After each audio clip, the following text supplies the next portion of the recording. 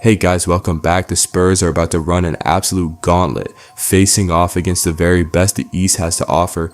First up, we have the Detroit Pistons. This team is looking to build on some serious momentum, and if you look at the updated rankings, the Pistons are actually sitting at number 1 overall with a massive 1853 ELO rating, just barely edging out our Spurs in second place. They are looking like a terrifyingly strong squad out there, with Cade Cunningham completely running the offense and Jalen Duren dominating the paint. And right after that heavyweight bout, we turn around and face the Toronto Raptors, going up against the deadly duo of Scottie Barnes and Brandon Ingram. But before we break down the film and the matchups, let's look at our upcoming games and the difficulty ahead. We are heading into a brutal stretch, guys. If you look at our scheduled difficulty tracker right here at game 57, we are staring down a massive spike in opponent strength. In fact, we are rolling right into March, which is statistically the toughest month of our entire season, featuring a brutal average opponent ELO of 1,617.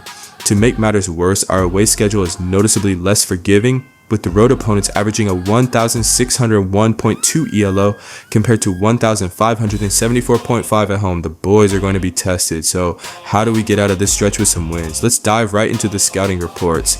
Alright, let's dive right into the numbers for our matchup against the Detroit Pistons. And spoiler alert, this team is absolute fire right now. The Pistons are sitting on a massive 42-13 record for the 2025 to 2026 season. They are surging, winning 8 of their last 10 games with an average margin of victory of plus 12.9 points. When you look at their identity, it's a terrifying combination. They play fast, averaging 103.7 possessions per game, and they boast an elite defensive rating of 105.2. This isn't a team that sits back. They're aggressive, versatile, and they force turnovers, racking up 10.6 steals and 6.3 blocks per game. The Spurs are going to have their hands full on both ends of the floor. You can't talk about Detroit without talking about the engine of their offense, Cade Cunningham. If we look at the trend heat maps for the last 5 games, Cade is glowing neon green. He is dominating across the board with a net trend momentum score of +6, the highest on the roster. Over his last 5 games, he is putting up an absurd 26.4 points, 9.8 assists, and 7.6 rebounds a night. Oh, and his plus minus, a staggering plus 17.8. But he isn't doing it alone. Jalen Duren is holding down the paint with 17 points and 8.8 rebounds in his last 5. The Pistons are incredibly paint focused, taking a huge volume of their shots from less than 5 feet out, where they are shooting an extremely efficient 64.3%. The Spurs' interior defense is going to be tested early and often. So how do the Spurs crack this Detroit defense? When we mash up the play type percentiles, a very clear story emerges. Detroit's defense is practically a brick wall against spot-ups and post-ups, sitting literally in the 100th percentile for both categories. They also defend the pick-and-roll ball handler at an elite level. If the Spurs try to play a static half-court game, they will get swallowed up.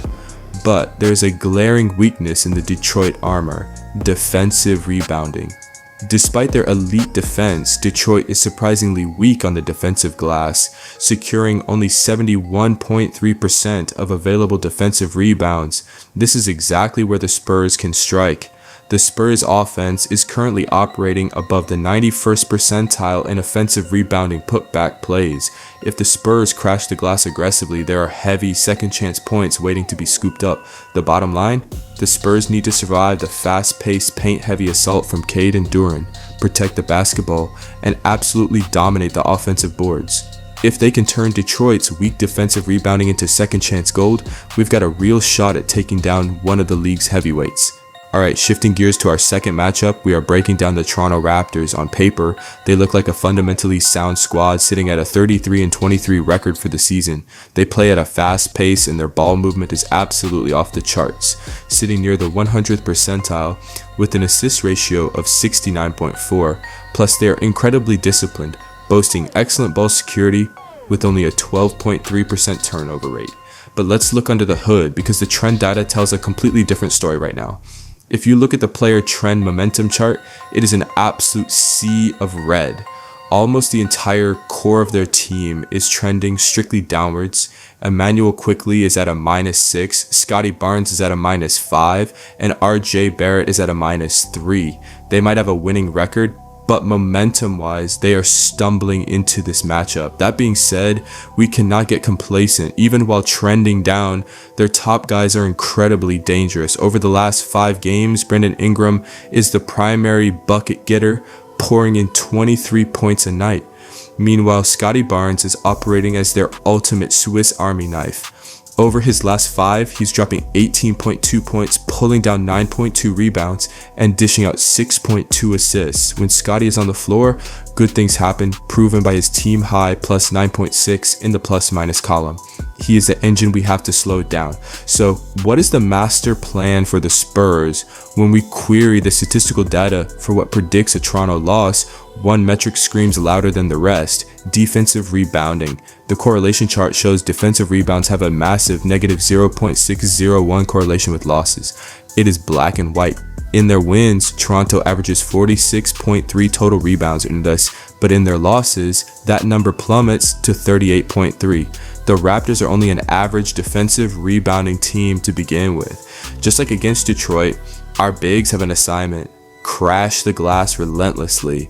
Finally, looking at the play type mashup, the offensive script writes itself. Toronto's defense is highly vulnerable to the pick and roll ball handler and spot up shooters, ranking below the 50th percentile in stopping both of those actions. But whatever we do, the Spurs must avoid static post-ups. The Raptors are an absolute brick wall defending the post, sitting near the 95th percentile. The formula is clear: run the pick and roll, kick it out to the shooters, and dominate the offensive glass. If we execute that algorithm, we walk away with the win. So let's keep it simple and lay out the master plan to survive this brutal stretch of the schedule. Number 1, own the offensive glass. Both Detroit and Toronto share the exact same fatal flaw.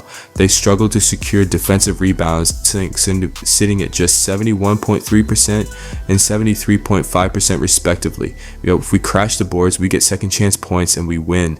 Number 2, dictate the terms of engagement. Against Detroit, we have to survive their heavy attacks in the paint and exploit their vulnerability against spot-up shooters and pick-and-roll handlers. Against Toronto, we avoid the post completely, spam the pick-and-roll, and kick it out to our shooters on the perimeter. Number 3, cut the head off the snake. Whether it is Cade Cunningham for the Pistons or Scotty Barnes for the Raptors, we cannot let their primary playmakers get comfortable and dictate the flow of the game. It is going to be a tough week, but the numbers show us the path to victory. What do you guys think? Can the Spurs pull off the sweep? Let me know in the comments below. Drop a like if you enjoyed the deep dive, and I will catch you in the next one.